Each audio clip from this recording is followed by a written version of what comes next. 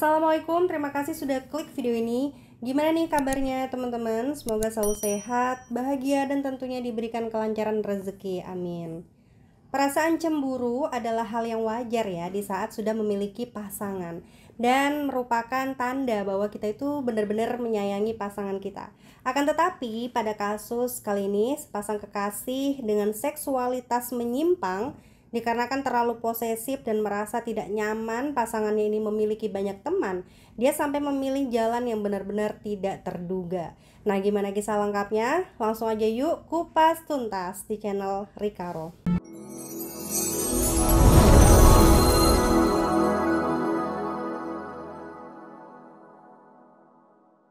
Julianto merupakan seorang pria berusia 24 tahun yang tinggal di sebuah rumah sederhana berlokasi di daerah Kampung Kolong 6, Kijang Kota, Kecamatan Bintan Timur.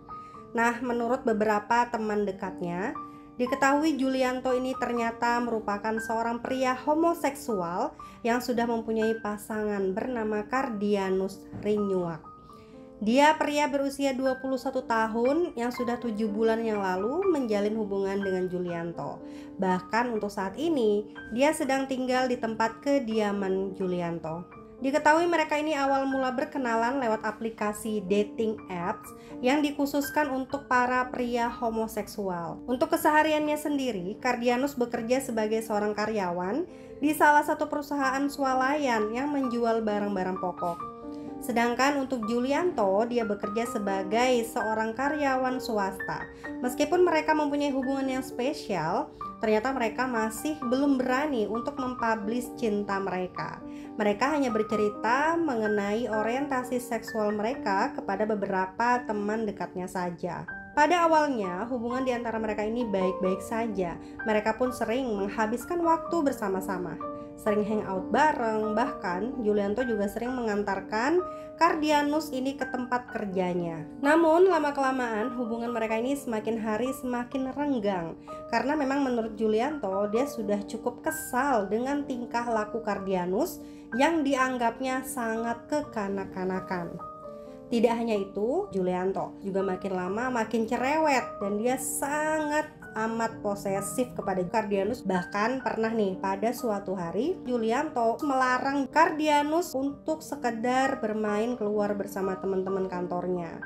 Nah, dikarenakan merasa diacuhkan oleh pasangannya, Julianto pun merasa sangat kesal dan cemburu lantaran Kardianus masih tetap hangout bareng bersama teman-temannya. Hingga pada suatu hari dia pun merencanakan hal buruk kepada Kardianus.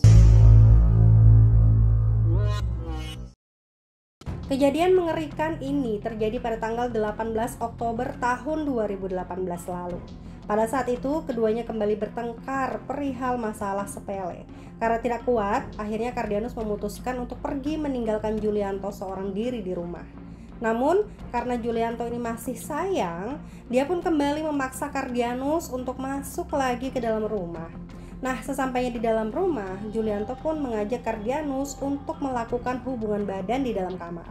Namun karena masih marah lantaran cemburu dari Julianto ini berlebihan dan membuatnya risih, Kardianus ini malah menolak ajakan tersebut karena tidak terima ya dengan sifat kekasihnya itu. Julianto kemudian mengambil sebuah tali tambang yang di dalam sebuah sumur di belakang rumahnya.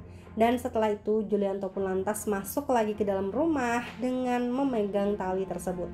Dia pun muncul dari belakang tubuh Kardianus dan langsung menjeratkan tali itu ke leher Kardianus, sehingga pada akhirnya Kardianus pun langsung lemas dan juga pingsan. Nah, pada awalnya Julianto ini sama sekali tidak ada niat untuk membunuh kekasihnya tersebut. Dia hanya ingin membuat pingsan Kardianus untuk memberinya pelajaran karena terus-terusan mengomel. Namun tanpa sengaja, ikatan tali itu pun malah terlalu kuat sampai pada akhirnya membuat Kardianus ini meninggal di tempat. Setelah korbannya ini meninggal, Julianto pun kemudian memeluk tubuh Kardianus. Setelah itu dia membawa tubuh Kardianus ke samping depan teras rumah. Dan saat di sana, Julianto pun mengikat lagi tali tambang ke leher Kardianus, lalu mengikatkan ujung tali satunya lagi ke kayu penyangga atap rumah. Cara itu dilakukan oleh Julianto untuk memberi kesan seolah-olah Kardianus ini meninggal dengan cara gantung diri. Nah, dengan demikian orang lain nanti akan melihat hal itu, tentunya tidak akan mencurigai Julianto. Setelah Kardianus di posisi seperti orang yang sedang gantung diri, Julianto pun melanjutkan aksinya dengan meminta pertolongan kepada tetangganya yang bernama Bapak Jejen. Di sana Julianto pun berpura-pura ketakutan dan dia meyakinkan Jejen kalau Kardianus ini telah ditemukan dalam kondisi seperti gantung diri dan harus segera diselamatkan. Nah, dikarenakan tidak ada kecurigaan sama sekali, setelah Jejen ini sampai di sana, dia kemudian langsung ikut menolong dan mengevakuasi Kardianus dan membawanya ke klinik Yaskespen Antam. Alhasil, petugas medis tiket klinik tersebut memberikan saran agar Kardianus ini langsung dibawa ke RSUD Bintan saja. Dan sesampainya di sana, dokter piket RSUD Bintan menyatakan bahwa Kardianus ini telah meninggal sebelum sampai di rumah sakit. Berita ini pun langsung dilaporkan kepada pihak kepolisian setempat guna mencari tahu penyebab pasti kematian dari Kardianus. Dan sesampainya di kediaman Julianto, di sana polisi merasa curiga karena tali yang digunakan oleh Kardianus ini seperti tali yang tampak diikatkan oleh orang lain.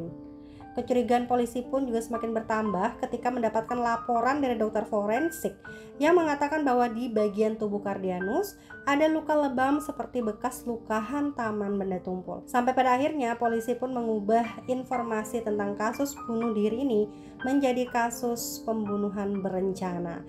Dan orang yang kemudian dijadikan tersangka pertama kali adalah orang terdekatnya, yaitu Julianto. Pasalnya, beberapa jam sebelum Kardianus ini ditemukan meninggal, warga sempat melihat bahwa Julianto ini berada di dalam rumah.